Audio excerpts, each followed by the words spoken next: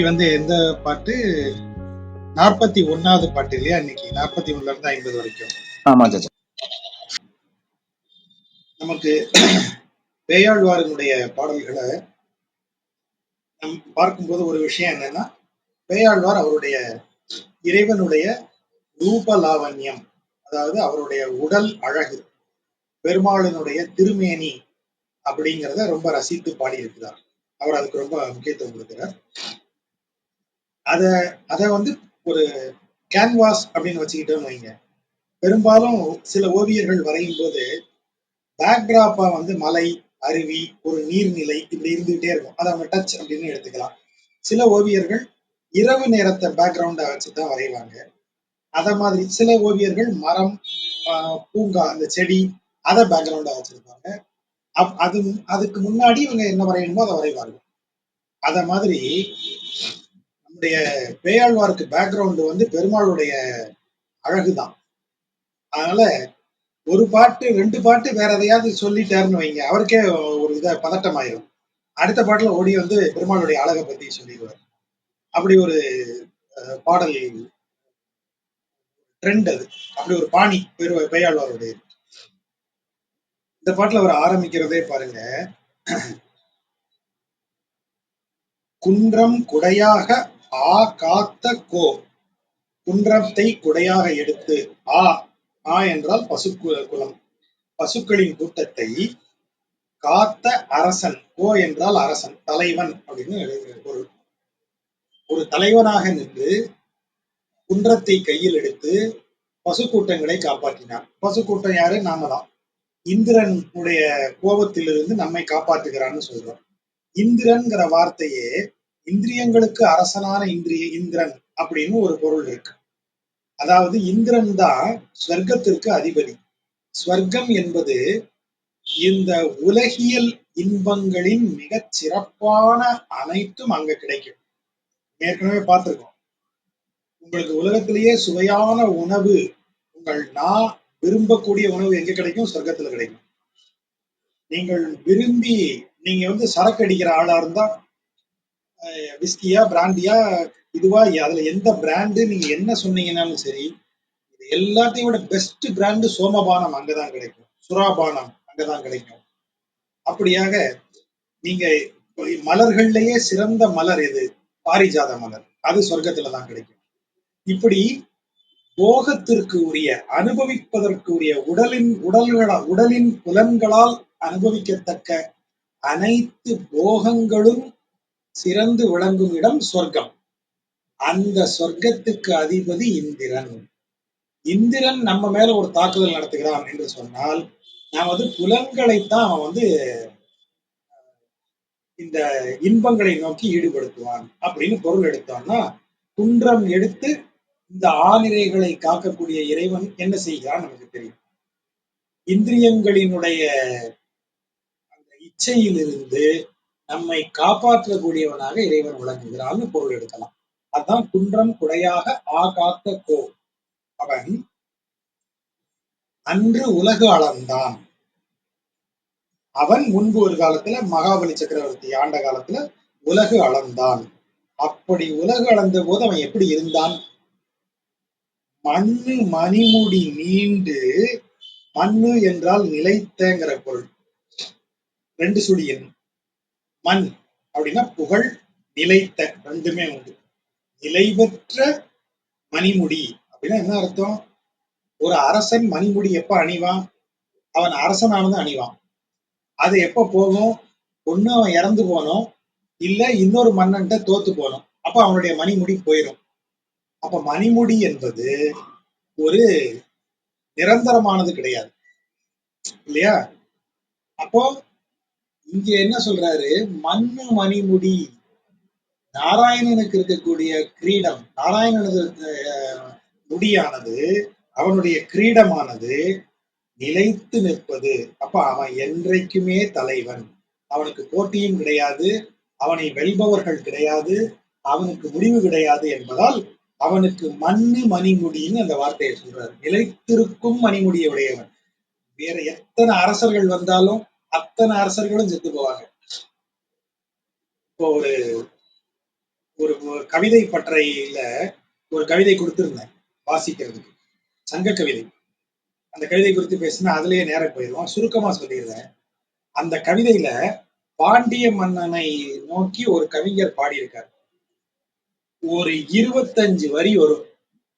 பாண்டியன் எப்படி போர் செய்தான், எதையெல்லாம் வென்றான், அவன் தளபதிகள் எவ்வளவு வீரர்கள், எப்பேற்பட்டவர்கள், அவங்க பகைவர்கள் என்ன ஆனாங்க, வென்று எடுத்த எதிரி நாட்டு மன்னனிடமிருந்து எடுத்த செல்வங்களை எல்லாம் எப்படி எல்லாருக்கும் கொடுத்தார்கள், வைத்தார்கள்.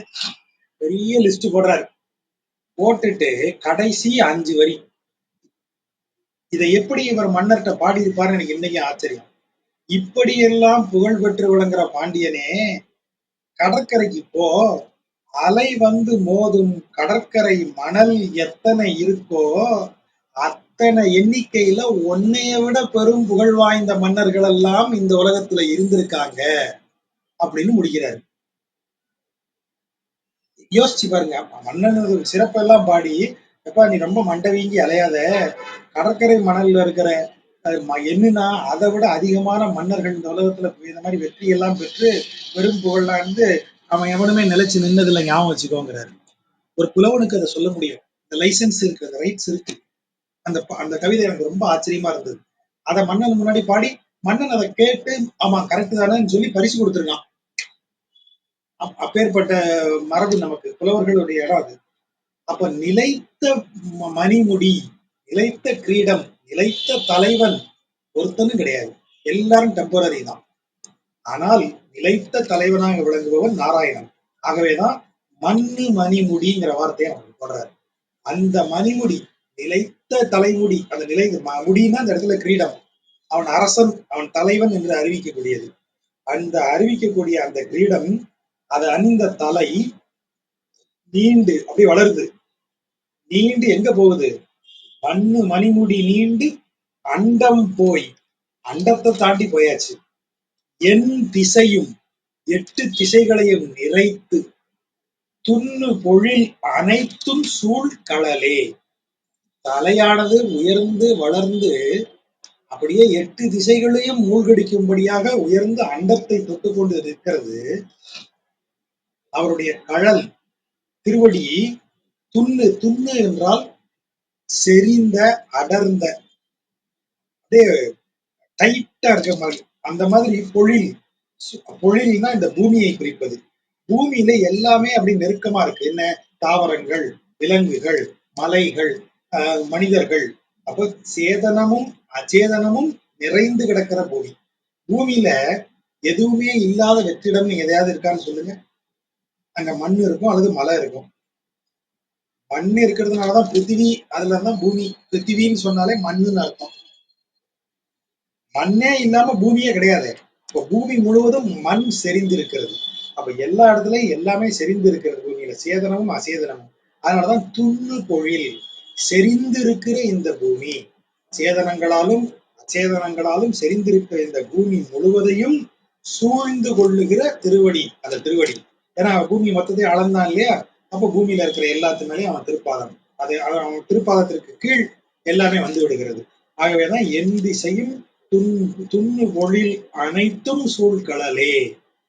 எந்த இடத்தையும் மிச்சம் வைக்கல. 8 திசைகளையும் மூடிக்கொண்டு இந்த உயிர்களாலும் உயிரற்றவைகளாலும் நிறைந்து விளங்கும் பூமியை எல்லாம் சூழ்ந்து நிரப்பிக் கொண்டிருக்கும் அவனது திருவடி. அந்த திருவடி கொண்டு அவன் உயர்ந்து வளர்றான். அப்ப வானத்துல மின்னல் மின்னுது. நம்மால் சொல்றாரு, அந்த மின்னல் தாயா அவன் ட்ரெஸ் அப்படின்றாரு. மின்னை உடையாக கொண்டு அன்று உலகு அளந்தான். மின்னல் அவன் ஆடை, ஆடை மடிப்புகள். இப்போ ஒரு வேஷ்டி அப்படி கட்டி இருக்கிறாரு, அவர் எந்திரிச்சு இப்படி கால கையை உயர்த்தும் போது வேட்டியில ஆங்காங்கே மடிப்புகள் ஏற்படும். அதுதான் மின்னலுக்கு ஒப்புவா சொல்லப்படுவது. அது ரொம்ப ஆச்சரியமா இருக்கு. மின்னலுக்கு ஒப்பாக அந்த ஆடையில இருக்கிற அந்த மடிப்புகள், அத சொல்றாரு. மின்னை உடையாக கொண்டு மண்ணு முடி நீண்டு அண்டம் போய் என் திசையும் துண்ணு பொழில் அனைத்தும் சூழ் கடலே கொண்டு அன்று உலகு அளந்தான். கொண்டுங்கிறது நம்ம உள்ள உள்ளுரையாக வருகிறது. யார் அதை உலகளந்தான்? குன்றம் கொடையாக ஆகாத்த கோ. ஒரு குன்றை எடுத்து இந்த கூட்டங்களை காத்த அவன்தான் இந்த உலகை அளந்தான் அப்படின்னா. அதுல பாருங்க, எதுக்கு இந்த ரெண்டையும் கம்பேர் பண்றாரு? உலகையெல்லாம் அளந்த அவன் இந்த உலகில் இருக்கும் உயிர்களை காக்கக்கூடியவன். யார் காக்க முடியும்? வலிமை இருப்பவன் தான் காக்க முடியும். இப்ப திடீர்னு உக்ரைன் போர், ரஷ்யா நெருக்குகிறது, செலன்ஸ்கி ரொம்ப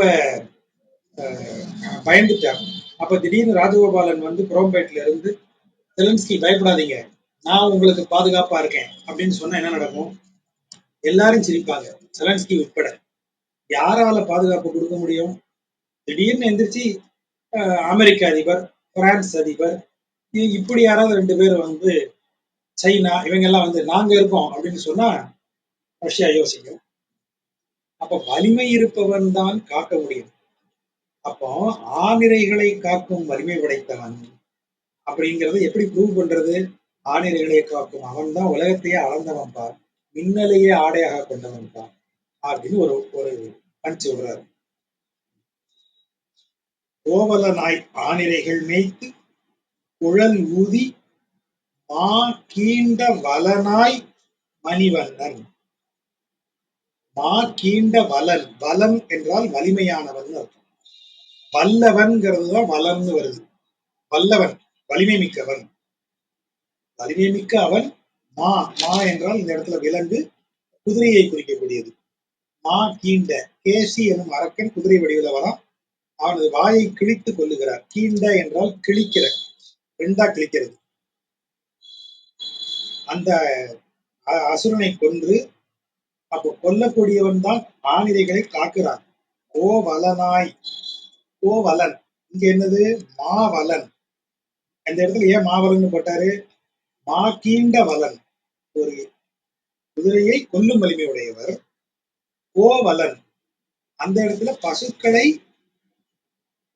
இது மேய்க்கக்கூடியவன், பசுக்களை மேய்க்கக்கூடியவன். ஆணிரைகள் மேய்த்து குழல் ஊதி. அப்போ அவனை பார்த்தீங்கன்னு வைங்க, மாடு மேய்ச்சிட்டு இருக்கான். இப்ப நீங்க சினிமா யோசிச்சு பாருங்களேன் சார். நம்ம அப்படி போறோம், ஒருத்த மாடு மேய்ச்சிட்டு இருக்காரு. மாடு மேய்ச்சிட்டு அப்படியே சும்மா மவுத்தார்கன் வாசிட்டு ஒரு வாரத்துல நிக்கிறாரு. திடீர்னு பார்த்தா அடுத்த நாள் ஒரு ஜல்லிக்கட்டு, அந்த காளையை யாருமே அடக்கல. இவர் வராரு. இவன் மாடு மேய்க்கிற பையன் என்ன பண்ணுவான்னா, தபார்னு உள்ள குதிச்சு அந்த காளையை ஒரே கையால அடக்கிறாரு. அப்ப நமக்கு எவ்வளவு ஆச்சரியமா இருக்கும். எப்போ இவ்வளவு பெரிய வீரன், நீ என்ன அப்படி சாதாரணமா மாடு மேய்ச்சிட்டு இருந்திய அப்படி நினைப்போம். அந்த ஆச்சரியத்தை தான் திரும்ப திரும்ப இவர் வெளிப்படுத்துறாரு. அப்போ இறைவன் எவ்வளவு வலிமை பொருந்தியவனோ அவ்வளவு தூரம் கருணை பொருந்தியவனாகவும் இருக்கிறான். இந்த இந்த முரண்பட்ட அந்த ரெண்டு விஷயங்கள் இருக்கு இல்லையா, ஒண்ணு வலிமை, இன்னொன்னு கருணை. வலிமையிலிருந்து பிறக்கும் கருணை, இது ரெண்டையும் காமிச்சுக்கிட்டே இருக்கிறாரு பெரியாழ்வார். கோவலனாய் ஆணிரைகள் மேய்த்து குழல் ஊதி வந்த அந்த பாலகன் தான் மாவலனாய் கீண்ட மணிவண்ணன். மா கீண்ட வலனாய் விளங்கும் மணிவண்ணன் அப்படின்னு சொல்றாரு. அறிவுருவம் ஆகி இரணியனது ஆகம் தெரிவுகிரால் கீண்டான் சினம். அவனுடைய சினம் எப்படிப்பட்டது? அறிவுருவம் ஆகி மேவி, அதாவது இதை எப்படி மேவியை எங்க கொண்டு போட்டணும் அப்படின்னா, மணிவண்ணனோட சேர்த்து ரெண்டு இடத்துலையும் எடுக்கலாம். மாவலனாய் கீண்ட மணிவண்ணன், மணிவண்ணன் மேவி அறிவுருவமாகி, ரெண்டு இடத்துக்கும் அதை கொண்டு பொருள் சேர்க்கலாம். அந்த மணிவண்ணன் மேவி என்றால் விரைந்து சென்று, அந்த இடத்தில் நிறைந்திருந்து அப்படின்னு அர்த்தம். எங்க போய் நிறைந்திருந்தான்? ஏன்னா பிரகலாதன் சொல்லிட்டான், அந்த தூண்ல இருக்கான் அவன் சொல்லிட்டான். உடனே போய் தூண்ல இவரு பிளேஸ் ஆயிட்டார். இவர் பிளேஸ் ஆகிறதுதான் மேவி. மேவி என்ன உருவத்துல பிளேஸ் ஆனாரு? அரி உருவம் ஆகி சிங்க உருவத்தோட போய் பிளேஸ் ஆனாரு. இரணியனது ஆகம், இரணியனது உடல், ஆகம் என்றால் உடல், குறிப்பாக மார்பை சுட்டுவது. மார்புங்கிறது ஆகம். அதை தெரி உகிரால், தெரி என்றால் இந்த இடத்துல வலிமைன்னு அர்த்தம். அதாவது வலிமையால் ஒளிரக்கூடிய, பளபளபளம் கத்தி இருக்கு அப்படின்னா என்ன அர்த்தம்? அந்த கத்தியினுடைய கூர்மையை சொல்றது. அத மாதிரி தெரி உகிர் அப்படின்னா நல்ல வலிமையான ஒளி வீசும் நகத்தால் கீண்டான், கிழித்து போட்டான், அப்படிப்பட்ட சினம் உடையவன் அவன். அப்போ இந்த இடத்துல சினம் எப்படி வருது பாருங்க. அவன் மாடு மேய்க்கும் போது ரொம்ப பொறுமை வேணும். ஏன்னா கோபாலன் சொல்லல, கோபாலன் என்றால், கோபாலன் என்றால் பசுக்களை பராமரிப்பவன் அர்த்தம்.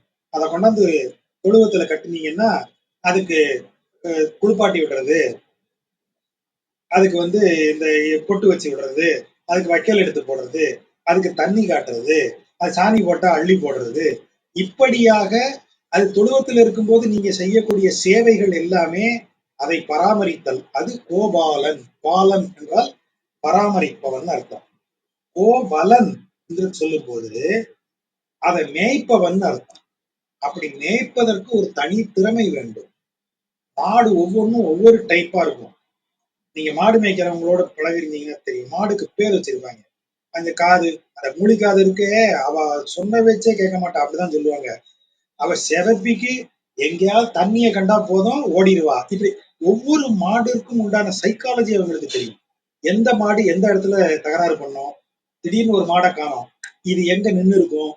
இந்த மாடு, சில மாடுகள் தான் வந்து வேலி தாண்டி போய் சாப்பிட ட்ரை பண்ணும்.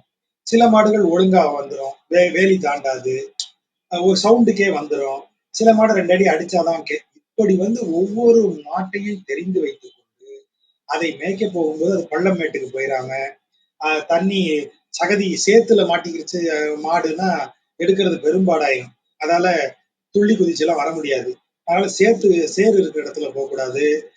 மாடு கீழே விழுந்து காலை உடச்சிக்கிட்டதுன்னா ரொம்ப கஷ்டம் பராமரிக்கிறது. அதனால அது பள்ளம் மேடு இல்லாம இருக்கிற இடமா பார்த்து, இப்படி இவ்வளவு தூரம் மேய்க்கிறதுக்கு கடும் பொறுமை வேண்டும். மாட்டை அடிக்க கூடாது, ரொம்ப மிரட்டக்கூடாது மாட்டை. அப்ப அவ்வளவு பொறுமையோட நீங்க அந்த மாட்டை மேய்ச்சி ஆகணும். அப்படி பொறுமை உள்ளவன் சினமுடையவனா மாறுறான். அதுதான் இந்த இடத்துல சொல்றது. கோவலனாய் விளங்குபவன் தான் தெரிவுகிறால் சினம் கொண்டு கீண்டான், தனது வலிமையால் அதை செய்தான் அப்படின்னு. அப்ப இறைவன் எப்படிப்பட்டவன்? மிகுந்த சினம் கொண்டு கிழித்து எறியும் ஆற்றல் பெற்றவன். அதே நேரம் அவனையே நம்பி இருக்கக்கூடிய பசு கூட்டங்களை மிகுந்த பொறுமையுடன் அவற்றை மேய்ப்பவன். இப்ப இந்த ரெண்டு காம்போவும் அவருடைய திரும்ப சொல்றார். அதுக்கு அடுத்ததுக்கு வரும்போது நம்மளுடைய அதான் பெரியாழ்வாருக்கு பதட்டம் ஆயிடுது. ரெண்டுலயும் எதையோ சொல்லிட்டான்ப்பா, அவன் இதை பெருமையவே சொல்லிட்டோம், அவன் அழக சொல்லவே இல்லையே, அவர் பாடியை உடனடியா பெருமாளுடைய உடல் அழக சொல்லி ஆகணுமே அடுத்த பாட்டுக்கு வந்துட்டார். சினமா மத களிற்றின் தின் மறுப்பை சாய்.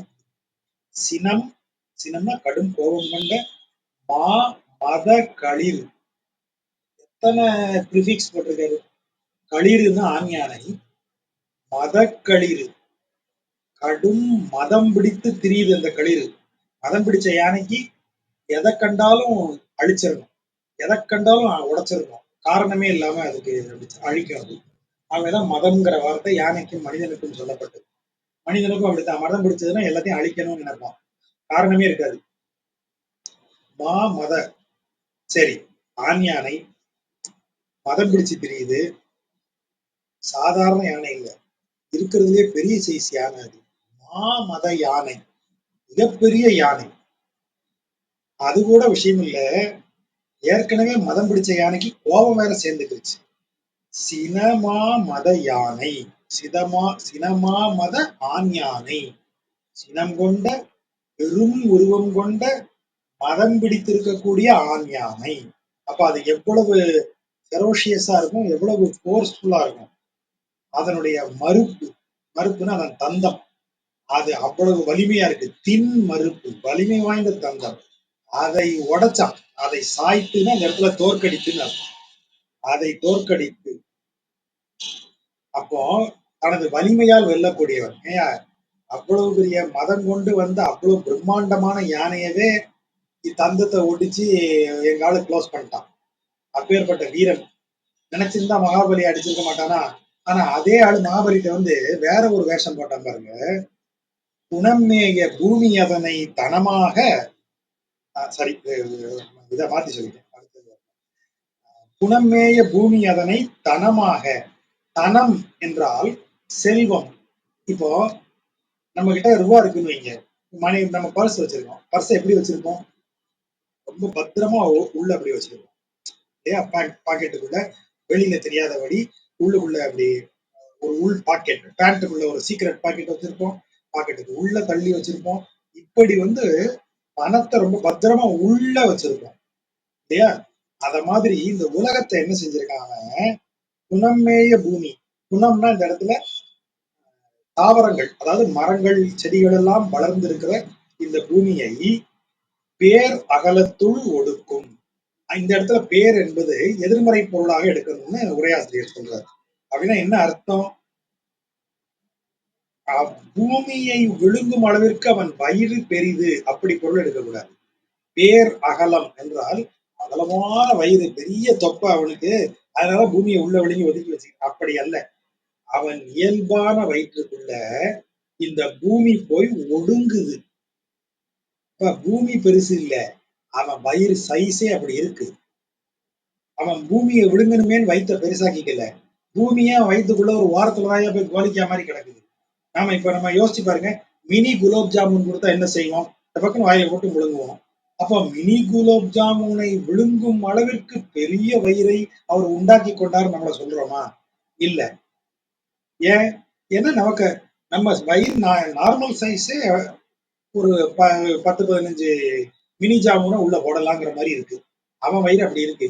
பூமி ஒரு மினி குலோப் ஜாமுன் சைஸ்ல தான் இருக்கு. அவன் எடுத்து வாயில போட்டாதான் ஒடுங்கு. இந்த ஒடுங்குதெல்லாம் என்ன, ஒரு ஓரத்துல போய் இப்படி இருக்கிறது, நிறைந்து அடைந்து கிடத்தல். இப்ப இதுக்கு என்ன எழுதினாரு? துண்ணு பொழில்னு எழுதினாரு. எல்லாம் அடைஞ்சு செறிஞ்சு கிடக்கிற பூமின்னு எழுதினாரு. இங்க அப்படி எழுதினாரா? இங்க என்ன எழுதுறாரு? பூமி அகலத்துள் ஒடுக்கும் அப்படின்னு எழுதுறாரு. அவன் வயிற்றுக்குள்ள ஒரு ஓரத்துல போய் அதோட கிடக்குயா, அவ்வளவு பெரிய வயிறு. பூமி அவ்வளவு சின்னது, அவனோட கம்பேர் பண்ணான். அவன் மார்பு வேர் ஆர மார்பனார். வேர் பெரிய ஆரங்கள், ஆரம்னா மாலை, பெரிய மாலைகளை அணிந்த மார்புடையவன் ஓர் அகலத்து உள்ளது உலகு. முதலாழ்வார் மூவருமே ஒரே சொல்ல வெவ்வேறு மாதிரி பயன்படுத்துறதுல ஒரு சுவாரஸ்யம் உள்ளவர்களா இருக்காங்க. பேர் அகலத்துள்னு சொல்லும் போது அவருடைய வயிற்றை குறிக்கிறது. ஓர் அகலத்து உள்ளது உலகுன்னு என்ன அர்த்தம்னா, அவருடைய சங்கல்பத்தின் அடிப்படையில் இந்த உலகு இருக்கிறது. சங்கல்பம்னா என்ன? அவருடைய முடிவு, அவர் எடுக்கிற முடிவின்படி இந்த உலகம் இருக்கிறது. ஏன் சார் அப்படி சொல்றீங்க? ஐயோ, அவன் நினைச்சா விழுங்குவாயா, தூக்கிட்டு வாயில போட்டு விழுங்கா, சும்மா ஒரு குட்டியூண்டு சின்ன உருண்டை சீடை மாதிரி அவனுக்கு வாய்க்குள்ள போயிடும் உலகம். அப்புறம் அதை வேணுமா திரும்ப கொண்டு வருவான். அப்ப அவன் விருப்பத்தின் பேரில் இந்த உலகம் இப்ப இருக்குன்னு சொன்னா, அவன் இருக்கட்டும்னு விட்டு வச்சதுனால இருக்கு. அவன் வேண்டாம்னு நினைச்சான்னா வாயில போட்டு முழுங்கிடுவான், பிரளயத்தை உருவாக்குவான், இந்த உலகத்தை இல்லாம ஆக்கிடுவான். ஆகவேதான் அவனுடைய அகலத்துள் என்றால் அவனுடைய சங்கல்பத்தில், அதாவது அவனுடைய நினைப்பு காரணமாக, அவனுடைய முடிவின் காரணமாக இந்த உலகம் இருக்கிறது. இந்த உலகம் எப்படி நீடித்து இருக்கிறது? இறைவன் இருக்கட்டும் நினைக்கிறான், அதனால நீடிச்சிருக்கியா? அதுதான் பேயாடுவான். உலகமும் ஊழியும் ஆழியும் ஒன்கேழ் அலர் கதிரும் செந்தீயும் ஆவான். அவன் எப்பேற்பட்டவன்? அவனேதான் இந்த உலகம், அவனேதான் இந்த உலகத்தை அழிக்கும் ஊழி, அவனேதான் இந்த உலகில் இருக்கிற பரந்த கடல், ஆழியும் அவனே.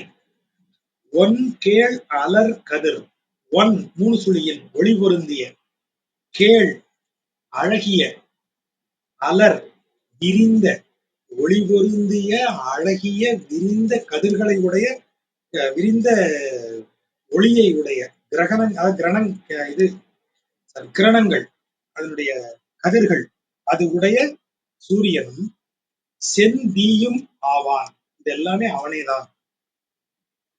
அப்பேற்பட்டவன், அவனுடைய மணிமுடி எப்படி இருக்கிறது? பல கதிர்கள் பாரித்த பைம்பொன் முடியான். அவன் முடி எப்படி இருக்கு? ஒரு சூரியனை தானே நீ பார்த்த? பொன்கேள் அலர் கதிர் ஒன்னு பார்த்தல்ல, அதை போல பல கதிர்கள், பல சூரியன்கள் பிரகாசிக்கக்கூடிய, பாரித்த என்றால் நிறைந்திருக்கிறேன்னு அர்த்தம். அப்படி பல சூரியன்கள் அப்படி இருக்கிற மாதிரி அவ்வளவு அழகான கிரீடம் எப்படி இருக்குது? நல்ல பசும் பொன்னில் செய்திருக்கிறார். பசும் பொண்ணுன்னா ஃபர்ஸ்ட் குவாலிட்டி தங்கம்னு அர்த்தம். அதான் பைம்பொன். பசும் பொன்னா பைம்பொன்னு வருது. அப்படி அருமையான பொன்னில் செய்யப்பட்டது போல ஒளி வீசும் அந்த முடி. அப்ப அந்த முடிய வணங்க சொல்லல, அப்பேற்பட்ட முடி உடையவன் அவன். அவனை எங்க வணங்கணும்? அடி இணைக்கே என் நெஞ்சே பூரித்து புரி. நெஞ்சே அவனது திருவடிகளையே நினைத்து மகிழ்ந்து, பூரித்தல்னா என்ன? அப்படியே மகிழ்ச்சியில விம்மறது. பூரித்து அவனுக்கே தொண்டு புரி, அவனுக்கே அடிமை புரி. அந்த அடிமை புரி, தொண்டு புரிங்கிறது குறிப்பால் உணர்த்தப்படுகிறது. நெஞ்சே பூரித்து புரி, மகிழ்ந்து அவனுக்கு அடிமை செய். ஐயோ வேற வழி இல்லையேன்னு செய்யாத, கடனுக்கு செய்யாத, மகிழ்ந்து அவன் அடிபணிவாயாகன்னு சொல்றான். அடுத்தது டப்புன்னு ஒரு சீனுக்கு வராரு. எனக்கு பேயாழ்வார் ஆச்சரியமூட்டக்கூடிய இடம் இதுதான். சம்பந்தமே இல்லாம ஒரு சீனை மட்டும் சொல்லிட்டு போயிருக்காரு. ஒரு சீன் இதே மாதிரி இன்னொரு 2, 3 சீன் வரும். என்ன இதை நம்ம வகுப்புல பார்த்திருப்போம். புகுமதத்தால் வாய் பூசி கீழ் தாழ்ந்து அப்படின்னு வரும். அப்புறம் ஒரு குரங்கு ஜோடி ஒரு சேட்டை பண்ணும். பெண் குரங்கும் ஆண் குரங்கும் சேர்ந்து நிலாவை வேணும்னு கேட்கறது. இப்படி எல்லாம் காட்சிகளை அருமையா காமிப்பார். சீன் பிரமாதமா காமிப்பார். இப்ப இங்க ஒரு சீன் வைக்கிறாரு பாருங்க. மதவேளம் புரிந்து, புரிந்துனா இணை சேர்ந்துன்னு அர்த்தம். மதவேளம் என்ன ஆயிடுச்சு? மாப்பிடியோடு புரிந்து. மாப்பிடி நல்ல பெரிய பெண் யானை. பிடினா பெண் யானை. வேழம் களிறு இது ஆண் யானை. ஆண் யானை ஒரு பெரிய பெண் யானையோடு அண்டர்ஸ்டாண்டிங் ஆகி அப்படி ஒரு 2 பேரும் அப்படி லிவிங் டுகெதர்ல இருக்காங்க. மதவேளம் மாப்பிடியோடு புரிந்து.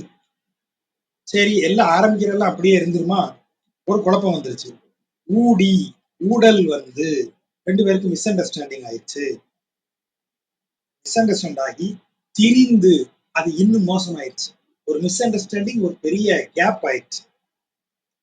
அதுல வாக்குவாதம் ஜாஸ்தியாகி சினத்தால் பொருது கோவத்துல முட்டி மோதிக்கிட்டு ஆண்யார விரிந்த சீர் வெண்கோட்டு முத்து உதிர்க்கும் வேங்கடமே.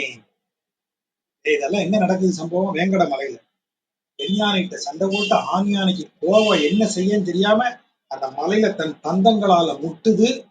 அப்படி முட்டுறதுனால அதன் தந்தங்கள் அப்படி அதுல இருந்து அப்படி பொடி பொடியா விழுது. தந்தத்துல இருந்து அதெல்லாம் முத்துக்கள். அதாவது தந்தம் அப்படி தந்தத்துல இருக்கிற சின்ன சின்ன இது உதிருது. அது போய் பாறையில முட்டுது தந்தத்தால கோவத்துல. அப்ப அதுல இருந்து அந்த லேசா தந்தம் 1, 2 அப்படி சின்ன சின்ன துகள்களாக உடைஞ்சு விழுது. அது முத்துக்களை உதிர்ப்பது போல் இருக்கிறதாம். புரிந்து மதவேளம் மாப்பிடியோடு ஊடி திரிந்து சினத்தால் பொருது விரிந்த சீர் வெண்கோட்டு. கோட்டு என்றால் கோடு என்றால் தந்தம். வெண்கோடு வெண்மை நிறமான தந்தம்.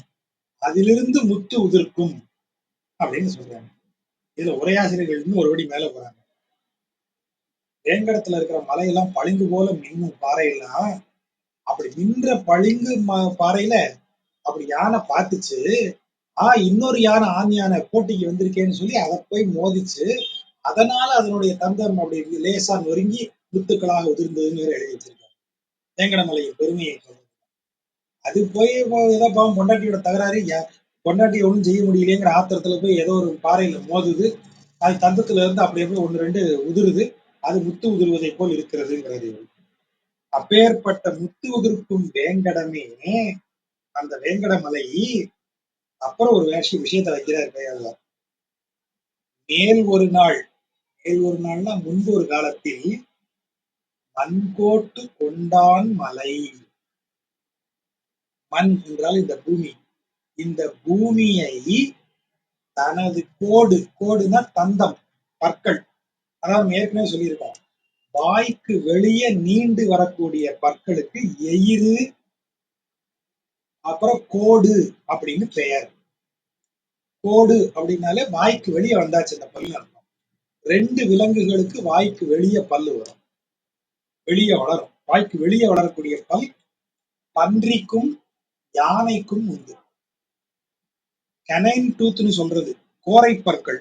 கோரை பற்கள் நமக்கு சிங்கம், புலி, இது மாமிசம் உண்ணும் எல்லா விலங்குகளுக்கும் கேனைன் டூத் அந்த கோரை பற்கள் உண்டு. ஆனா அது வாய்க்கு உள்ளதான் இருக்கும். சிங்கமோ புலியோ வாயை திறந்து கர்ஜிச்சா தான் நமக்கு வாயில இருக்கிற பற்கள் தெரியும். ஆனா யானைக்கும் பன்றிக்கும் வாய்க்கு வெளியே பல்லு வந்து அதுக்குதான் கோடு அப்படின்னு பேரு. வாய்க்கு வெளியே வந்திருக்கு. இந்த யானை போய் ஒரு மலையில அந்த வேங்கட மலையில இப்படி முட்டி சண்டை போட்டு தகராறு பண்ணி பொண்டாட்டியோட முட்டி இப்படி தட்டுதே, அந்த மலை யாருடையது தெரியுமா? முன்பு ஒரு காலத்துல பூமியை தனது பற்களால் தாங்கி கொண்டவனுடைய மலை அப்படின்னு சொல்றாரு. எங்க இருந்து எப்படி கனெக்ட் பண்றாரு பாருங்க. உலகத்திலேயே 2 தெய்வ வடிவங்கள் பயங்கர காதலா இருக்கும். காதல்னா அப்படி ஒரு ரொமான்ஸா இருக்கும். நீங்க நீங்க அதை கற்பனை பண்ண முடியாத ஒரு ரொமான்ஸ் அது. எனக்கு அது ஆச்சரியமா இருக்கு இன்னைக்கு. நம்ம முன்னாடி திருவிடந்தை பார்க்கும்போது சொன்னோம். திருவிடந்தை மதியமும் போங்க, காலையில கூட்டத்துல போகாதீங்க. தள்ளி மெயின் என்ட்ரன்ஸ்ல இருந்தே அவனை பார்த்துட்டு போங்க. அவன் தாயார பிடிச்சிருக்கிற அழகு ஒண்ணு இருக்கு. அந்த கண்ணு அந்த உருவத்துல ஒண்ணுமே தெரியாது. ஆனா பார்க்க பார்க்க கண்ணு வரும். தாயார் முகத்தை பாருங்க. அவளுக்கு வெட்கமும் ஏன்னா தொடையில கை வச்சிருக்கான். தாயார் தொடையில கையை வச்சு பிடிச்சிருக்கான். அப்ப அவளுக்கு வெட்கம் ஒரு பக்கம், பெருமிதம் ஒரு பக்கம். யார் அவன்? ஏண்டா உலகமே அவனுடைய கால்ல இருக்கிற தண்டையில ஒரு மணி போல குலுங்குதுன்னு எழுதுறாங்க. அப்பேற்பட்ட ஆளு என்னைய தூக்கி அப்படி தோல்ல உட்கார வச்சிருக்கான். என்னை தூக்கி தனது வாய் மேல அப்படி உட்கார வச்சு அப்படி கொண்டு வரான். அவன்ல புருஷன். பொண்டாட்டிக்கு அடங்கின புருஷன்னா பொண்டாட்டிக்கு பயந்தவன் கிடையாது. என் புருஷனை வெளியே விட்டேன், ஊரையே சாச்சிருவான். ஆனா நான் சொன்னேன்னா சும்மா வரும். அப்படி இருந்தா தான் அவன் பொண்டாட்டிக்கு அடங்கினான். அவன் எல்லா திறமும் வீரமும் அத்தனையும் கொண்டவன் தன் மனைவியின் கண்ணுக்கு கண் பார்வைக்கு அப்படி கட்டுப்பட்டு உட்கார்ந்து இருக்கான்னா அவன் ஆண்மகன். அவன் அவனுக்கு அவன் மேலதான் பெண்ணுக்கு காதல் வரும். அவனே உடம்பு சரியில்லாம ஒரு ஆளே ஒரு நோஞ்சான்னு வைங்க, அறிவும் இல்லைன்னு வைங்க, நான் என் பொண்டாட்டிக்கு பயந்து தான் சும்மா இருக்கேன் அப்படின்னு சொன்னா அவன் பொண்டாட்டியை மதிக்க மாட்டான். அப்ப மனைவிக்கு பெருமிதம் அப்படின்னா அவன் பொண்டாட்டியை பார்க்கிற பார்வை இருக்கு. அந்த வராகம் தாயார பார்க்கிற காட்சி இவ்வளவு உண்மை. அப்படி பெருசா சாளுக்கியர்கள் செதுக்கி வச்சிருக்காங்க பாருங்க. அந்த பட்டடக்கல் பாதாமி எல்லாம் போய் பார்க்கணும். வராகரை அப்படியே கொண்டாடி இருக்காங்க. அப்படி இடுப்புல கை வச்சுட்டு அவ்வளவு கம்பீரமா தாயார் அப்படி மூக்குக்கு மேல தோளுக்கு மேல பொண்டாட்டியை தூக்குறவன் நம்ம ஒத்துக்கவே மாட்டோம். தனக்கு இணையாவே பொண்டாட்டி வர்றதை ஒத்துக்க மாட்டோம். தாடு மூக்குக்கு மேல உட்கார வச்சு தான் தலைக்கு மேல தான் பொண்டாட்டி தூக்கி வச்சிருக்கான். அப்படி வச்சிருக்கான் அவன் பூமாதேவிய. பூதேவி அப்படி வச்சிருக்கான். நீங்க பாத்தீங்கன்னா தெரியும். சாளுக்கிய சிற்பங்கள்ல எல்லாம் வேற எங்கேயுமே வராகம் பார்க்காது. என்றைக்காவது நேர நம்ம முகத்தை பார்த்து அருளக்கூடிய ஒரு வராக சிற்பத்தை நம்ம பார்த்திருக்கோமா? எந்த நேரமும் பூவராகர் தாயாரை நோக்கித்தான் அந்த ஆள் பார்வையே. தாயாரை பார்த்த மாதிரிதான் இருப்பார். 90% நம்ம ஆசைக்கு வேணா 2 சிற்பம் அப்படி நம்மளை பார்த்து அருள் புரியிற மாதிரி வச்சுக்குங்க. ஆனா தாயார் இல்லாம அவன் இல்ல. அவர் பேரே பூவராகன் தான். பூமாதேவியோட இருக்கிற வராகன் தான் அவரு. அப்பேற்பட்ட லவ் உடையவர். இன்னொன்னு லட்சுமி நரசிம்மர். அந்த சிங்கம் எப்படிப்பட்டது? பக்கத்துல யாரும் நெருங்க முடியாது. அது அது அது மூஞ்சியை பார்த்தா எவ்வளவு கோரமா இருக்கு. பல்லெல்லாம் அப்படி வச்சுக்கிட்டு. ஆனா மடியில பொண்டாட்டி உட்கார்ந்த உடனே அந்த சிங்கம் எவ்வளவு அடங்கிருது, எவ்வளவு சாந்தமாயிருது. அப்படி பொண்டாட்டி உட்கார்ந்த உடனே அது ஆளே வேறையாயிருது. நீங்க அதை நினைச்சாலே ஆச்சரியமா இருக்கும். எனக்கு அந்த பூவராகர் மேல இருக்கிற ஒரு பெரிய பூவராகரை தொடர்ந்து வணங்குறவங்க மனைவி மேல பிரியம் உள்ளவர் ஆயிடுவாங்க அப்படின்னு நம்ம தாராளமா சொல்லலாம். அதனால இதை கேட்கக்கூடிய பெண்கள் உடனடியாக பூவராகரை போய் பார்க்கும்படி சொல்லியிருக்காங்க வீட்டுக்காரன். அவ்வளவு அழகான தெய்வம் அது. அதை கொண்டாந்து இங்க கரெக்டா மேட்ச் பண்றாரு. பொண்டாட்டியோட சண்டை போட்டு தகராறு பண்ணக்கூடிய ஆண் யானைய சொல்லிட்டு உனக்கு தந்தம் இருக்கிற திமிர்ல தானே இதை செய்யற. இந்த தந்தத்தை போய் பாறையில மோதி பாறையா என் தந்தமான்னு பாத்துருவோம்னு ஆத்திரத்துல செய்யறியே. உன்னை விட வலிமை வாய்ந்த நீ எந்த இடத்துல இருந்து இதை செஞ்சுக்கிட்டு இருக்க? நீ செய்யற இந்த மலை உன்னை விட வலிமை வாய்ந்த, நீ எல்லாம் ஒண்ணுமே இல்லைங்கிற மாதிரியா வலிமை வாய்ந்த ஒருத்தன் தனது பற்களின் மேல் தனது தேற்றை பற்கள் தனது கோட்டின் மேல் அப்படி வச்சு தாங்க நான் பொண்டாட்டி அவனுடைய இடத்துல இருந்துட்டு நீ இந்த வேலையை செய்யறியா? அந்த காம்போவை எவ்வளவு அழகா போடுறாரு. புரிந்து மதவேளம் மாப்பிடியோடு ஊடித் திரிந்து சினத்தால் பொருது விரிந்த சீர்வெண்கோட்டு முத்து உதிர்க்கும் வேங்கடமே மேல் ஒரு நாள் மண்கோட்டு கொண்டான் மலை. அவன் வச்சிருக்கிற மலையா அது? வேற எதுவுமே அவர் சொல்லல. ஆகவே நீ ஒழுங்காக பொண்டாட்டி அப்படிலாம் ஒண்ணுமே கிடையாது. இந்த பாட்டை நீ யோசிச்சு பாரு, உன் மண்டையில தன்னால ஏறும். அதான் கவிஞன். சீனை மட்டும் சொல்லிட்டு போயிட்டாரு. அந்த சீனுக்கு பொருள்லாம் கிடையாது. நீங்க சிம்பிளா யோசிச்சு பாருங்க. இதை வந்து தாட் சீக்வன்ஸ்னு சொல்றது. கவிஞர்களுக்கு இது ரொம்ப ரொம்ப முக்கியம். இது தெரிய வேண்டிய இடம். இப்போ சினிமால நீங்க பாக்குறீங்க, இப்போ வீட்டுக்கு ஒருத்தர் வரார். வீட்டுல அவங்க மனைவி படுத்திருக்காங்க. பக்கத்துல ஒரு பாத்திரத்துல தண்ணீர் இருக்கு, லேசா ஆவி வந்துட்டு இருக்கிறதுல இருந்து 2 மாத்திரை ஸ்ட்ரிப் ஓபன் ஆயிருக்கு, ஒரு உடஞ்ச இன்ஜெக்ஷன் பாட்டில் இருக்கு. இவங்க மனைவி இப்படி பேசாம படுத்திருக்காங்க. என்ன நடந்திருக்கும்? உடம்பு சரியில்லை, அது ஒரு டாக்டர் வந்து பார்த்திருக்கார் அப்படின்னு நமக்கு தெரியுது. டாக்டர் வந்து பார்த்திருக்காரு, நீங்க எந்த முடிவு பண்ணீங்க? எப்படி அந்த முடிவு பண்ணீங்க? அப்ப அந்த மாத்திரை, அந்த வெந்நீர், அந்த இன்ஜெக்ஷன் பாட்டில், இத மட்டும் நீங்க கண்ணுல காட்சியா காமிச்சிட்டீங்கன்னா, நீங்க எதையெல்லாம் சொல்லாம விட்டீங்களோ, எதையெல்லாம் புரியணுமோ, அது ஆட்டோமேட்டிக்கா பாக்குறவனுக்கு புரிஞ்சிடும். இந்த பெண்மணிக்கு உடம்பு சரியில்லை, ஹஸ்பண்ட் அப்ப வீட்டுல இல்லை, அதனால் வேற யாரோ போய் டாக்டரை கூட்டு வந்திருக்காங்க, டாக்டர் வந்து இவங்களை பார்த்து மாத்திரை கொடுத்து இன்ஜெக்ஷன் போட்டு போயிருக்கிறார். இதுல எதுவுமே நாம பார்க்கல, ஆனா இதெல்லாம் நடந்ததாக நம்ம உணர்ந்துருவோம். அப்ப இது எதை எதை வச்சு அதை உணர்த்துறாங்க?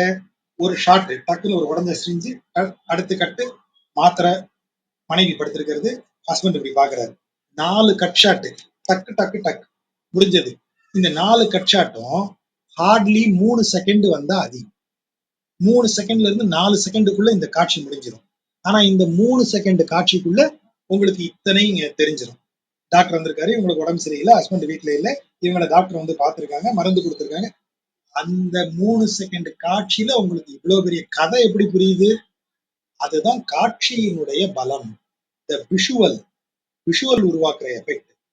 பேயாழ்வார் இன்னைக்கு இருந்திருந்தாருன்னு வைங்களேன், பாகுபலி மாதிரி பிரமாதமா ஸ்கிரிப்ட் எழுதுற ஆள் அது. வெறும் சீனை வச்சே அத்தனை விஷயம் பேசுறாரு.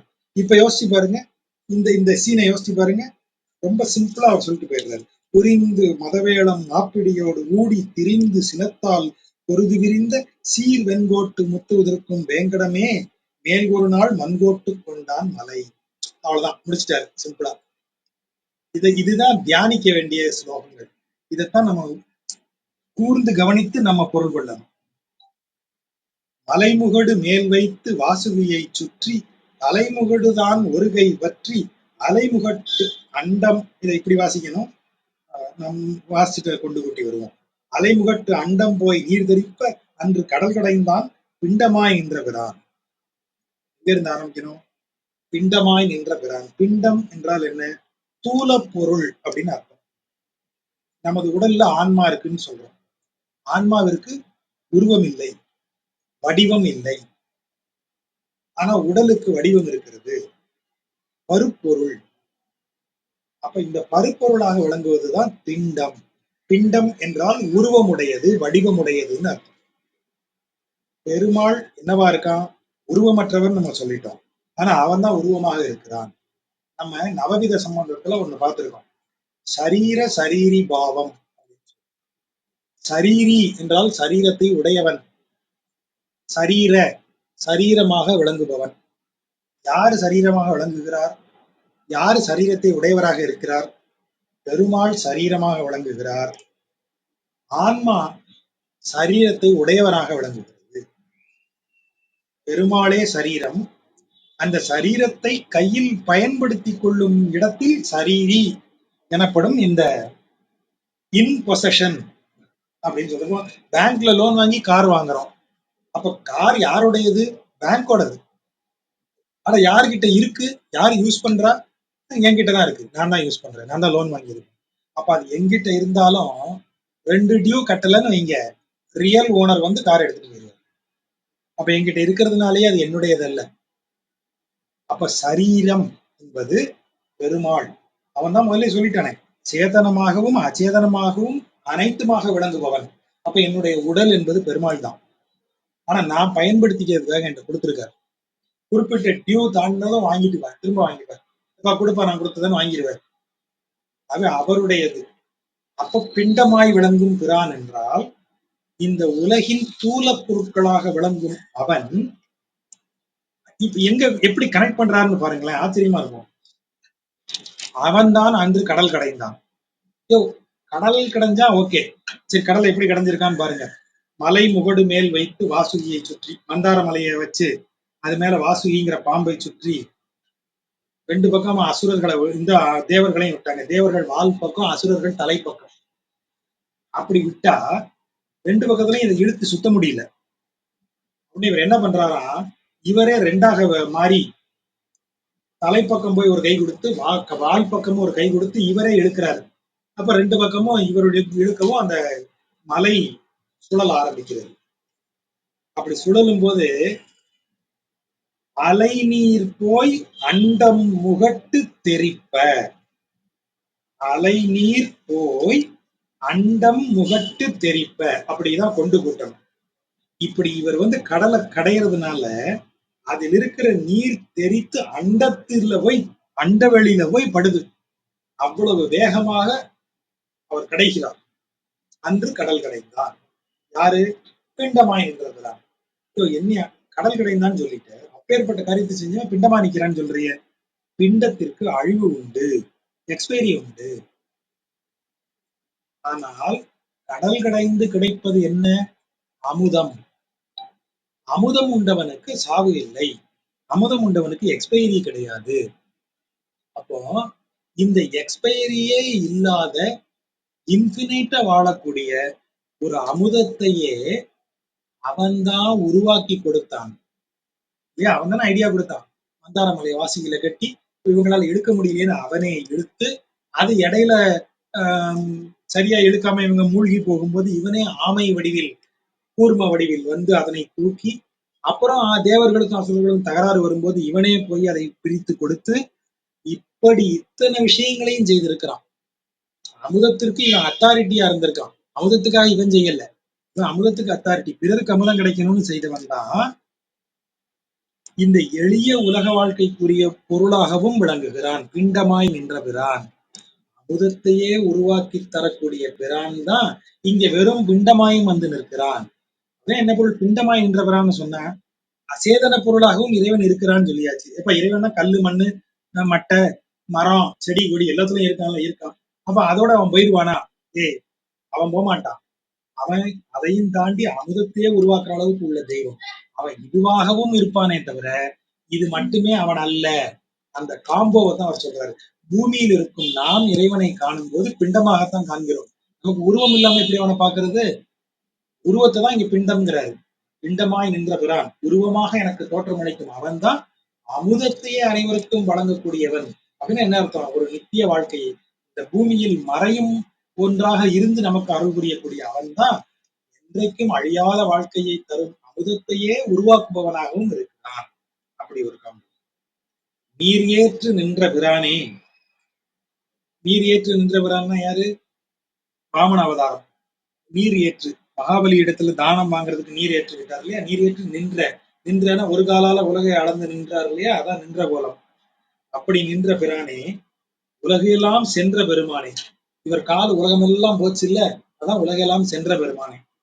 செங்கண்ணா, சிவந்த வரிவுடைய கண்களை கொண்டவனே. அன்று துரகவாய் கீண்ட துழாய் முடியாய். துரகம் என்றால் வடமொழியில விரைந்து செல்லக்கூடியதுன்னு பொருள். துரக அப்படின்னா வேகமாக செல்லக்கூடிய, விலங்குகளிலேயே வேகமாக செல்லக்கூடியது குதிரை. உடனே நம்ம சீட்டாலாம் இருக்கு சார் அப்படின்னு சயின்ஸா கேட்கக்கூடாது. அன்றைக்கு மனித பயன்பாட்டிற்குள் இருந்தவற்றை பற்றி தான் இங்க பேசுறாங்க. அன்றைக்கு மனிதன் பயன்படுத்துவதிலே வேகமாக செல்லக்கூடியது குதிரை தான். யானையில போகலாம், கழுதையில போகலாம், இதுல மாட்டு வண்டியில போகலாம். இது எல்லாத்தையுமே வாகனத்துக்கு பயன்படுத்திக்காங்க. ஒட்டகம், யானை, இது மாடு, கழுதை, இது எல்லாவற்றையுமே அவங்க மனிதர்கள் பயணத்திற்கு பயன்படுத்தியிருக்காங்க. அப்படி பயன்படுத்தின விலங்குகள்லயே விரைந்து செல்லக்கூடியது எது? குதிரை. குதிரை தான் இருக்கிறதுலே ஸ்பீடு. அதனாலதான் துரகம் அப்படின்னா வேகமாக செல்வதுங்கிற பொருள். அது குதிரைக்கு வைக்கிறாங்க. சுரக வாய், குதிரையின் வாயை கிழித்தவன். கேசி என்னும் அரக்கனை அப்படி கொன்றவன். நங்கள்னா எங்களுடைய நரகவாய் கீண்டாயும் நீ. எங்கள் நரகத்திற்கு நாங்கள் வாய் என்றால் ரெண்டு பொருள் இருக்கு. ஒண்ணு நம்ம வாயின்னு சொல்ற உடலின் உறுப்பு. இன்னொன்று வாயில் அல்லது நுழையும் இடம் அப்படிங்கிறதுக்கு வாய். அதான் வாயில் அப்படிங்கிறது வாயிலிருந்து வருது. உள்ள நுழையிறதுக்கு வெளியே போறதுக்குமான இடம் தான் வாயில். நரகத்தின் வாயிலை கிழித்தெறிந்தவன் அப்படின்னா என்ன அர்த்தம்? நரகத்தின் வாயிலை மூடி விட்டான்னு அர்த்தம். யாருக்கு? நமக்கு. ஏன் நமக்கு நரகத்தின் வாயிலை மூடிட்டான்? நாம அவனுக்கு அடியாராயிட்டோம், இனி நமக்கு நரகம் இல்லை, ஆகவே நரகத்தின் வாயை மூடிவிட்டான் அப்படின்னு சொல்லுவோம். நீர் ஏற்று உலகம் அடியளந்தாய் நீ அன்றே. நீரை ஏற்றுக்கொண்டு உலகத்தை உன் அடியால் அளந்தாய் அல்லவா நீ. நின்று நிறைமேய்த்தாய் நீ அன்றே. நின்று என்றால் பொறுமையுடன் இருந்து, நிறை ஆநிறை பசுக்கூட்டங்களை நீதானே மேய்த்தாய். மாவாய் உரம் பிளந்து, அதேதான் மானா இந்த இடத்துல விலங்கு, குதிரை. குதிரையினுடைய வாயை, வலிமையான வாயை பிளந்து, மாமருதின் ஊடு போய், மாமருதங்கள் அந்த மணிகிரீவன் நளகூபன்கிற இரு கந்தர்வர்கள் சாபத்தால் மருத மரங்களாக இருந்தார்கள். ஒத்த இணை மருதம் அப்படின்னு இவர் எழுதுறாரு இல்லையா, பெரியாழ்வார் எழுதுவார். அந்த மருதத்தை இடித்து சாய்த்தவன். அதான் மாமருது ஊடு போய் தேவாசுரம் செற்று பொருதாய் நீ அன்றே. மேல இருக்கிற இரண்டாவது வரியில வர்ற கடைசி நீ அன்றேவை இங்க கொண்டு வந்து சேர்க்கிறோம். மாமருதின் ஊடு போய் தேவாசுரம் செற்று பொருதாய் நீ அன்றே. தேவாசுரம் தேவர்களுக்கும் அசுரர்களுக்கும், தேவ அசுரம் தேவர்களுக்கும் அசுரர்களுக்குமான போரில் நீ போய் தேவர்கள் சார்பாக போரிட்டாய் அல்லவா. செற்று பொருதாய். செற்று என்றால் போர்க்களத்தில், பொருதாய் போரிட்டாய். யாருக்காக? தேவர்களுக்காக போரிட்டவனும் நீ அல்லவா. உலகை அளந்தவன் நீ, உலகை காப்பவன் நீ. அதான் ஆனிரை காத்தவன். அதை காப்பவன் நீ. தீயவற்றுக்கும் நல்லவற்றுக்கும் தகராறு வரும்போது நல்லவற்றின் சார்பில் நின்று போரிட்டு வெற்றி பெறுபவனும் நீயே அப்படின்னு அவன் புகழ்ந்து சொல்றது. சேரா இரணியனை செற்றதுவும் நீதான். சேரா இரணியனை சென்று செற்றதுவும். சென்று நீ போய் அவனை அடிச்ச. அவன் அவன் அரசவையில நடக்குது சம்பவம், இவர் தானே போயிருக்காரு. சேரானா ஒன்று சேராத, தன்னிடத்தில் சேராமல் எதிர்ந்து நிற்கிற அந்த இரணியனை அழித்தாய். ஏற்று பெற்றதுவும் மாநிலம். ஏற்று அதாவது தானமாக ஏற்று நீ பெற்றுக்கொண்டதும் மாநிலம், இந்த மொத்த பூமியையும் பெற்றுக்கொண்டாய். யாரிடத்தில்? மாவலியிடத்தில். பின்னைக்கு ஆய், அப்பின்னைக்காக. முற்றல் முறி ஏற்றின் முன், அதாவது முற்றல் முறி, முறி என்றால் வலிமைன்னு அர்த்தம். முற்றல் என்றால் நன்கு வளர்ந்த, அதாவது காளமாடு சின்ன காளமாடு இல்ல, கொம்பே முளைக்கலப்பா அதை பிடிச்சு அடக்கிட்டான்னு சொல்ல முடியாது. நல்லா வளர்ந்து மெச்சூர்டான காளமாடு, வலிமையான காளமாடு. சரி, முற்றல் உடனே கிழட்டு காளமாடு நீங்க நினைச்சிடாதீங்க, அதுக்குதான் முறிங்கிற வார்டை சேர்க்கிறாரு. ஐயா, மாடு இளம் கண்ணும் கிடையாது, அதுக்காக கிழட்டு மாடும் கிடையாது, நன்கு வளர்ந்த வலிமை உள்ள மாடு. காளை மாட்டிற்கு எந்த பருவத்தில் வலிமை உச்சமாக இருக்குமோ அந்த பருவத்தில் இருக்கக்கூடிய காளை மாடு. அதை சூழ்ந்து முன்னின்று, ஒரு காளை இல்ல 7 காளைகள், அப்பின்னை வளர்க்கக்கூடியது 7 காளைகள். 7 காளையும் அடக்கிறவனை தான் நான் கல்யாணம் பண்ணிக்கிறேங்கிறார். அதனாலதான் சூழ்ந்து முன் நின்று, 7 காளைகளும் அப்படி சூழ்ந்து அதுக்கு முன்னாடி நின்று மொயம்பு ஒழித்தாய். அந்த காளைகள் இதுவரை எவராலும் வெல்லப்படாதவை என்கிற பெருமை உடையவை. அந்த பெருமைக்கு பேர் தான் மொயம்பு. மொயம்புன்னா இப்படி நம்ம சொல்லுவோம், ரெக்கார்டு. இவன் ரெக்கார்டை பிரேக் பண்ணிட்டான். மொயம்புங்கிறது ரெக்கார்டுன்னு வச்சுக்கோங்க. மொயம்பு ஒழித்தாய், நீ அந்த ரெக்கார்டை பிரேக் பண்ணிட்டயா. அந்த 7 காளைகளும் இது வரைக்கும் எவனையும் விட்டு வச்சதில்ல, அதை அடக்க வந்தவன் ஒருத்தம் கூட உயிரோட வெளியே போனதில்லை. அப்பேற்பட்ட 7 காளைகளை நீ மொயம்பு ஒழித்தாய், அதோடைய ட்ராக் ரெக்கார்டை உடைச்சிட்ட. மூரி சுரியேறு சங்கினாய். மூரி என்றால் பெரியன்னு அர்த்தம். சுரி என்றால் காயில். காயில்னா எப்படி இப்படி சுருண்டு சுருண்டு சுருண்டு சுருண்டு இருக்கும் இல்லையா, வளைவு வளைவா, அந்த வடிவத்திற்கு பேர் தான் தமிழ்ல சுரி. அப்போ சுரி சங்கம்னு ஏன் எழுதுறான்? வலப்புறமாக சுருண்டு சுருண்டு இருப்பதால் அது சுரி சங்கம். அப்ப அந்த சுருள், சுருள் தான் சுரி. சுருள்ங்கிறது காயில் இல்லையா? அப்போ மூரி சுரி, பெரிய வலப்புறமாக சுருண்டு இருக்கிற ஏறு சங்கு, நன்கு ஒலிக்கக்கூடிய ஒலியுடைய சங்கு, ஏறு சங்கை உடையவனே, நீதான் உன்னை சேராத இரணியனைச் செற்றதுவும் நீதான், ஏற்று பெற்றதுவும் மாநிலம், நீதான் போய் அந்த மாநிலத்தை ஏற்று பெற்றாய், பின்னைக்காக நப்பின்னைக்காக முற்றல் முறியேற்றின் முன் சூழ்ந்து நின்று மொயம்பு ஒழித்தாய், அதையும் அழித்தாய் அப்படின்னு அவனுடைய பெருமைகளை சொல்றார். சூழ்ந்த துழாய் அலங்கல், அவருடைய வடிவத்தை வர்ணிக்க ஆரம்பிச்சிட்டாரு. துழாய் அலங்கல், அலங்கல்னா மாலை, துழாய்னா துளசி, மார்பை சூழ்ந்து இருக்கக்கூடிய துளசி மாலை. சோதி மணிமுடி, முடி எப்படி இருக்கிறது? ஜோதி போல் ஒளி வீசக்கூடிய முடி, மணிமுடி. அணிநீல வண்ணத்தவன், அப்படி அணி நீலம், சாதாரண நீலம் இல்ல, ஒளி வீசும் அழகிய நீலம், அப்படி அழகிய நீல வண்ணம் உடையவன். சூழ்ந்த துழாய் அலங்கல் சோதி மணிமுடி அணிநீலத்தவன் மால், அணிநீலத்தவன் தான் எங்கள் மால். இப்படி இருக்கான் எங்க மால். அப்படியே மார்பு நிறைய அவ்வளவு அழகான துளசி மாலை அணிந்திருக்கிறான். அவனுடைய மணிமுடியை பார்த்தா அப்படியே பளபளபளன்னு ஒளி வீசிக் கொண்டிருக்கிறது. அவனுடைய நிறத்தை பார்த்தால் அழகிய நீல வண்ணம் விழுகிறது. அப்படி இருக்கிறான் எங்கள் மால். அந்த மால் என்ன செய்தான்? தாழ்ந்த அருவி தடவரை வாயாழ்ந்த மணிநீர் சுனை வளர்ந்த மாமுதலை கொன்றான். தாழ்ந்த அருவி தடவரை, தடவரை பெரிய மலை, வரைனா மலை, தட என்றால் பெரிய, பெரிய மலையிலிருந்து விழக்கூடிய அருவி, தாழ்ந்த அருவி, தடவரை தாழ்ந்த அருவி, பெரிய மலையிலிருந்து விழும் அருவி, அதன் வாய் ஆழ்ந்த மணிநீர் சுனை. அது எங்க விழுகிறதோ, அந்த அருவி எங்க விழுதோ அந்த மலையில இருந்து, அந்த இடத்துல ஒரு பெரிய குளம் உருவாகி இருக்கு. அதான் வாய் போல அப்படி பெருசா இருக்கு. மலையிலிருந்து அப்படி விழுது தண்ணி, அருவி விழுது, விழுற இடத்துல ஒரு பெரிய குளம் மாதிரி உருவாகி இருக்கு. அதான் வாய். அதுல அதான் சுனை, மணிநீர் சுனை. அதுவும் எப்படிப்பட்டது? அது ஆழ்ந்த, மிக ஆழமான மணிநீர். மணினா நீலம், வைரம் தான்.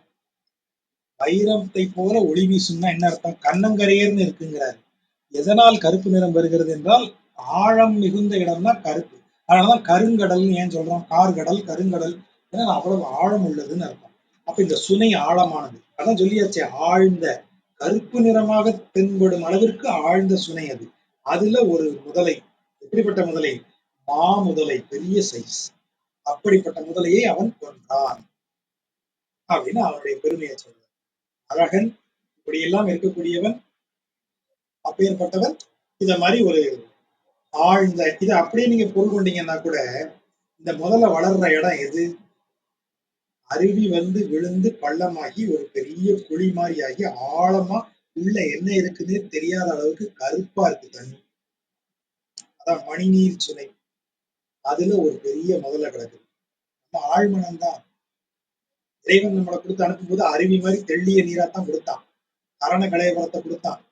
நீ போய் உலகத்துல இருப்பா, உனக்கு அப்படித்தான் விதிச்சிருக்கு, நீ செய்த பாவ கணக்கெல்லாம் நீ தீர்க்கணும்னா பிறவி கொடுக்கணும், ஆஸ்பர் தி ரூல் நான் உனக்கு கொடுக்குறேன் போன்னு அனுப்பி விட்டான். அனுப்பும்போது ஒழுங்காதான் அனுப்பி விட்டான். இந்த கரையபுரத்தை, கரண கலையபுரங்களை பயன்படுத்தி நீ என்னைய நினைச்சனா நான் உனக்கு ஹெல்ப் பண்ணுவேன்பான்னு சொல்லி அனுப்புறான். நாம என்ன செய்தோம்? நேர தடவரை வாய் தபால்னு கீழே விழுந்த உடனே நம்ம இங்க ஆழமாகி நம்ம மனதிற்குள்ள ஆழ் மனதிற்குள்ள என்ன இருக்குன்னே தெரியாத அளவுக்கு நம்ம மனதிற்குள்ள கசடுகள் ஏறி போய் அதிலிருந்து உருவாகி நம்ம ஒரு மோசமான ஆளாகி முதல மாதிரி ஆயிட்டோம். அப்படிப்பட்ட முதலையாக மாறியவரை கொன்று விடுதலை தரக்கூடியவன் யாரு? நாராயணன். அதுதான் இந்த இடத்துல முக்கியமா நம்ம கவனிக்க வேண்டியது. இந்த பாட்டோட 10 பாடல்கள் முடிந்தது. கூடுதல் நேரம் எடுத்துக்கிட்டு நினைக்கிறேன். பொறுமையாக கேட்ட நண்பர்களுக்கு நன்றி. வேற ஏதாவது கேள்விகள் இருந்தால் நண்பர்கள்.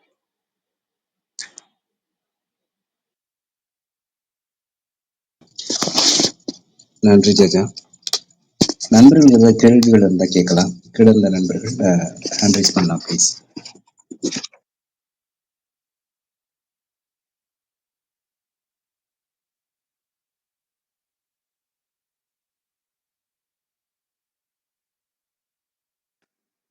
நண்பர்கள் கேள்விகள் எதுவும் இல்லையா?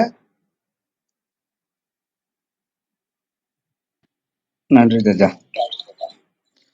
நன்றி ஜெஜா. இந்த கேள்விகள் நன்றி, ரொம்ப நன்றி. அடுத்த வியாழக்கிழமை நம்ம சந்திக்கலாம். அனைவருக்கும் விநாயகர் சதுர்த்தி நல்வாழ்த்துக்கள். சிறப்பாக